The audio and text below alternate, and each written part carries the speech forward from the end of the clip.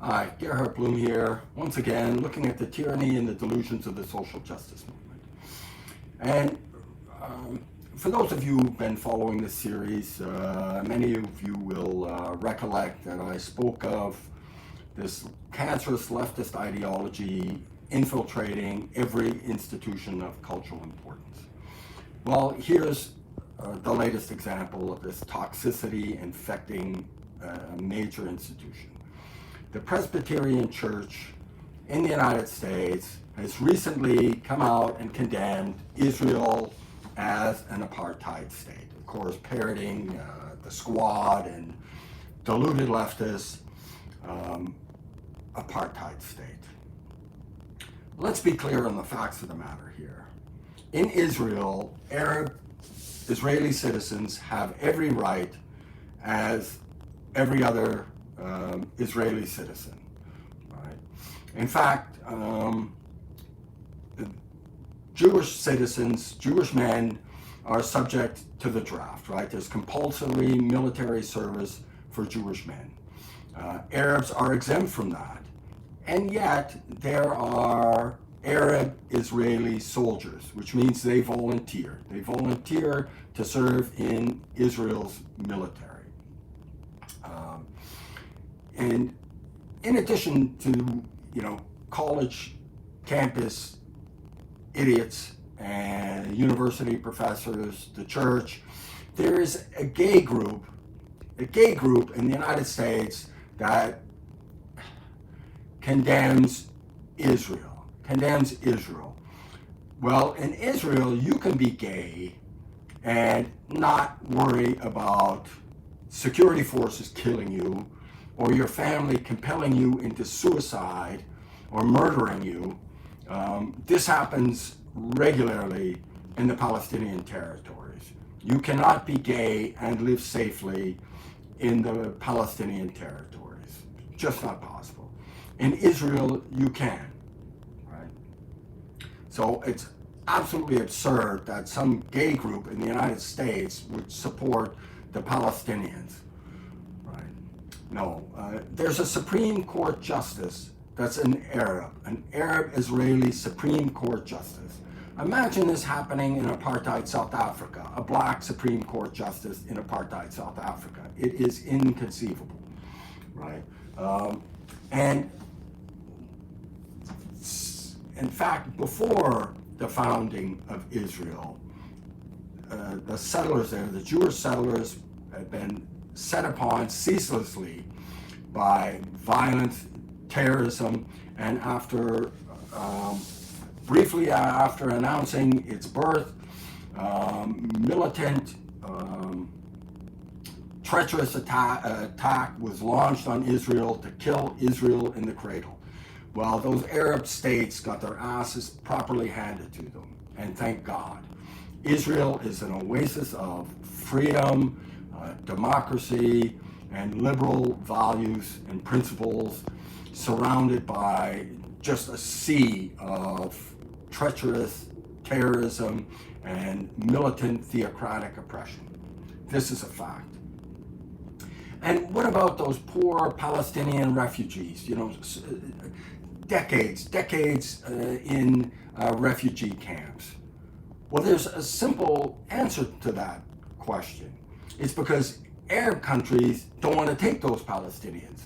They want to use the immiseration of these Palestinian refugees to put international pressure on Israel. Well, they could just take them. They could just welcome them into their countries. Over 850,000 Jews were displaced from the Arab world, often leaving absolutely penniless, right? Everything they owned was left behind in these Arab states. Where did they go? Did they go to refugee camps? No.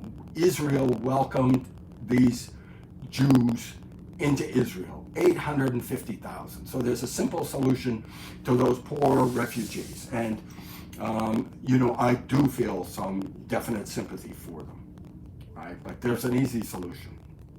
And thousands upon thousands of innocent civilians have been killed by treacherous Palestinian terrorists, and not just in Israel, around the globe. Around the globe. Nothing is off limits. School children have been killed. Bombs in buses, discotheques with young people. Absolutely horrific. The Olympic Games, right? This celebration of world community and sport attacked by Palestinian terrorists. And what does the world do? The world rewards the Palestinian terrorists, condemning Israel in the United Nations. If I am not mistaken, it has condemned Israel far more often than North Korea. Right? This shows you the logic of the international community. Yasser Arafat, a murderous, treacherous thug, met with the Pope on 8 separate occasions. What about the terrorist groups from Tibet? You ever hear of suicide bombings and knifings of innocent people by the Tibetans? No, and the Tibetans are actually oppressed. The Tibetans really are oppressed, but they don't resort to mass terrorism, suicide bombings, and all of that. And in the wake of these absolutely treacherous terrorist bombings, you feel sorry for the mother of this poor, misguided soul.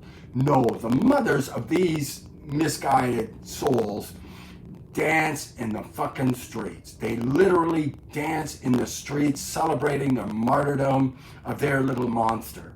And then the Palestinians put up posters of these martyrs, right? Palestinian schools.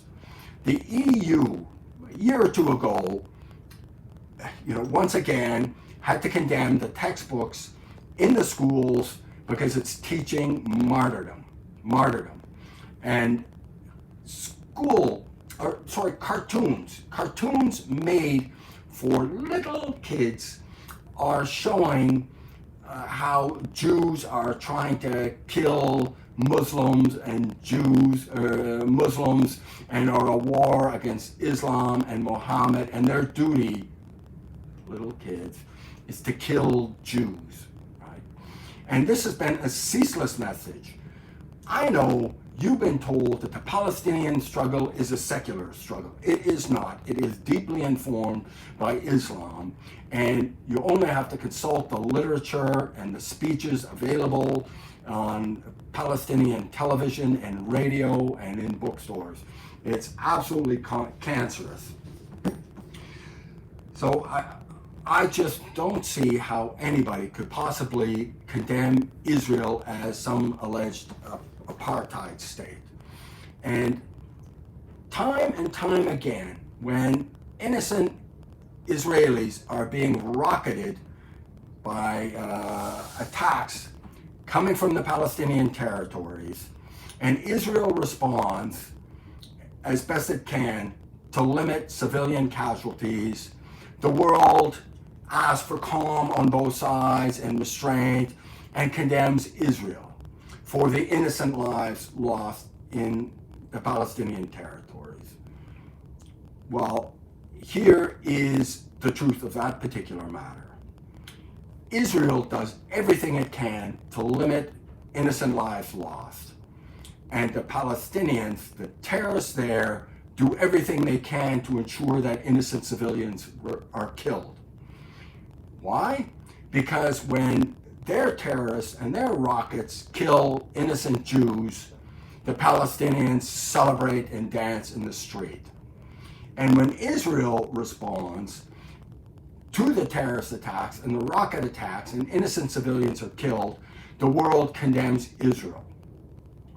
The Palestinian terrorists, Hamas and the Palestinian Authority, uses innocent lives as shields, right? They use them as shields. No, they don't value Palestinian lives. They don't.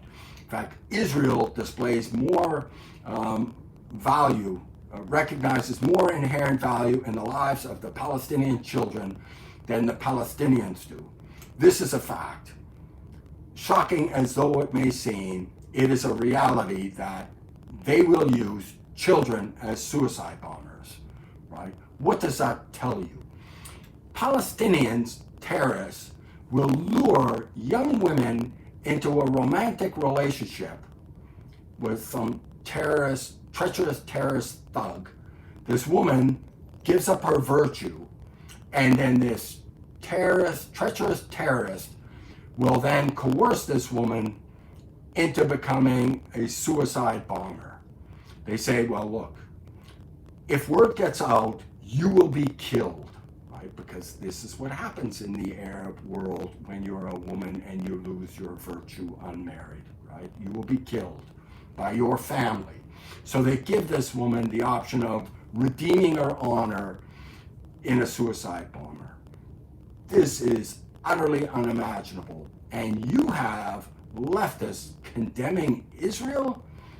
You know, when I was writing this book, I came up with my George Costanza principle. The George Costanza principle is an easy one. Do you remember George when he came up with the idea of do the opposite, and things started to go very well for George? Well, when leftists tell you anything, absolutely anything, do the opposite. And in this case, you know, that George Costanza principle would have saved me about 10 minutes of videotape, but likely you needed further evidence. Well, there it is. And for a very lengthy discussion with evidence, statistics, citations, please check out my book, Deconstructing Social Justice. It's available on Amazon. Not important because I wrote it. I wrote it because it's important. And if you value these videos, please drop a thumbs up and subscribe. Thank you so much for your time. Bye-bye.